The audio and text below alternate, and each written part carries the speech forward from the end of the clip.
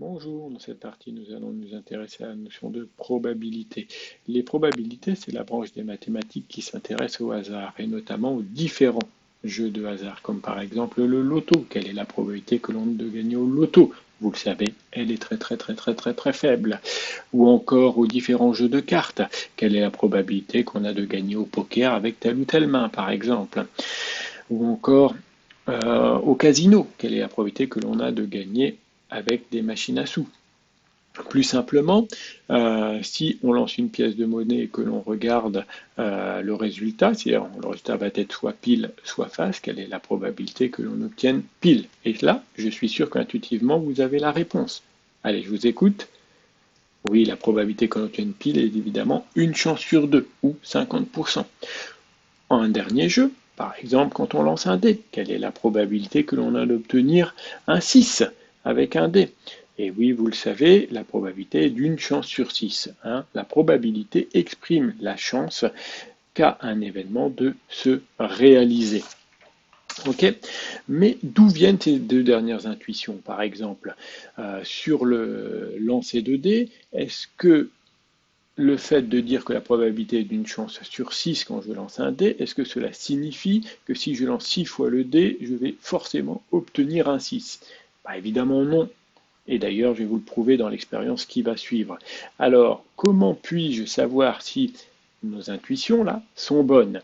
Pour tenter d'expliquer ceci, je vais lier la notion de probabilité avec une autre notion qui est la notion de fréquence. Pour cela, je vais vous proposer l'expérience aléatoire suivante.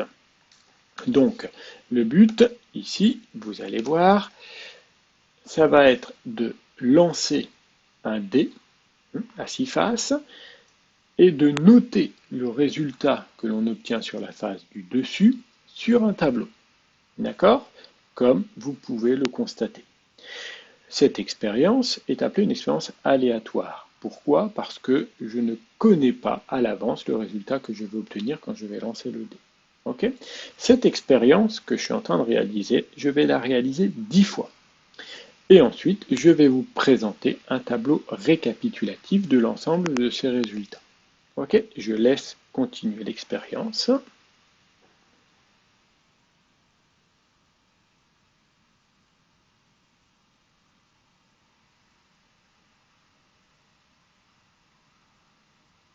Donc, il nous reste normalement un dernier lancer. Et voilà. D'ailleurs, vous constatez que on va considérer que je n'ai pas eu de chance puisque je ne suis jamais tombé sur le 6. D'accord? Alors, voici un tableau qui récapitule les résultats. Donc, le 1 pardon, est apparu deux fois, le 2 n'est jamais apparu, le 3 est apparu trois fois, le 4 deux fois, le 5 trois fois, le 6 aucune fois.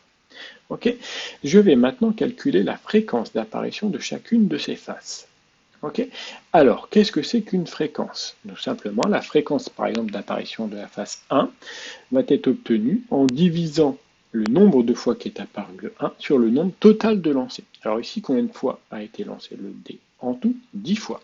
Ok. Donc si je veux calculer la fréquence d'apparition du 1, je vais tout simplement diviser 2 par 10, qui va donner 0,2 ou 20%. De la même façon, je peux calculer les fréquences d'apparition des autres faces. Et voici les résultats que l'on obtient. Alors, est-ce que ces résultats vous surprennent? Dans la théorie, on le sait, on devrait obtenir une fréquence égale pour chacune des faces. On devrait en effet normalement retomber sur notre une chance sur 6. D'ailleurs, une chance sur 6, au passage, c'est 0,7. Or, vous voyez que ce n'est pas le cas. Alors, pour vraiment comprendre les choses, on va pousser l'expérience un peu plus loin. C'est-à-dire que cette fois-ci, je ne vais pas réaliser l'expérience une fois, deux fois, trois fois ou 10 fois, mais bien plus, 100 fois, 500 fois, voire 1000 fois. Alors évidemment, je ne vais pas réaliser l'expérience moi-même, ça va me prendre un temps fou. Si vous voulez, vous pouvez vous amuser à le faire. Je vais la réaliser avec un tableur. Alors, voici le tableur que je vous propose. Donc ici, vous retrouvez à peu près le même tableau que tout à l'heure, d'accord? Et ici, l'expérience aléatoire qui consiste à lancer un dé. Alors, petite remarque, au passage, sur un tableur, si vous voulez générer un nombre aléatoire entre 1 et 6, vous utilisez la formule aléa.entreborne 1,6. Là, par exemple, je vais réaliser l'expérience à nouveau 10 fois. Ok. et voici le résultat que l'on obtient. D'accord? Donc on s'observe bien que les fréquences d'apparition ne sont pas les mêmes. Alors, on a dit qu'on allait pousser l'expérience un peu plus loin, donc on va la réaliser par exemple, allez, on va dire 200, à peu près 200 fois. Voici les résultats que l'on obtient. Donc on s'aperçoit que pour 2 lancants lancés, on obtient des fréquences qui se rapprochent un petit peu les unes des autres, mais qui sont loin encore d'être égales. D'accord? Donc si on l'a lancé 210 fois, vous voyez le résultat au niveau du nombre de faces. Pour chacune des faces, pardon, ce n'est pas les mêmes. Alors poursuivons l'expérience et réalisons cette fois-ci l'expérience, par exemple, allez, 1000 fois. C'est parti, on y va pour 1000 lancés. Hop, allez, ça prend un petit peu de temps, mais voilà. Allez hop, à peu près 1000 fois. Oui, observons les résultats. Ah, ça devient intéressant. Regardez, on se rapproche de plus en plus du 0,16. Quasi, on est relativement, pour chacune des faces, les résultats sont relativement proches de 0,16. D'accord? Donc, ça devient très très intéressant. Allez, on va faire une dernière fois l'expérience et on va pousser cette fois-ci encore plus loin que 1000 fois. On va le pousser. Allez, hop, c'est parti. Il faut un petit peu de temps. Là, je suis à 2000 fois. Allez, on va mettre jusqu'à 3000, ça sera pas mal. Allez, hop.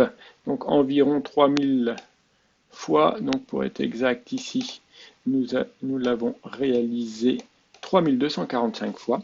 Et regardez, les résultats sont très proches de 0,16. Et donc c'est ça qu'il faut observer, c'est que plus on réalise l'expérience, plus les fréquences d'apparition de chacune des faces vont se rapprocher de notre intuition de départ qui était une chance sur 6. D'accord? Donc revenons. Voilà. D'ailleurs, ici, là, j'ai même réalisé, moi, l'expérience 10 000 fois. Regardez, les résultats sont vraiment très proches les unes des autres et on obtient à peu près 0,16. Donc, ce qui est important à avoir en tête, c'est que lors d'une expérience aléatoire, la probabilité d'obtenir un certain résultat correspond à la fréquence de réalisation de ce résultat si on effectue l'expérience un grand nombre de fois, et pas une fois, deux fois ou quatre fois. Et voilà.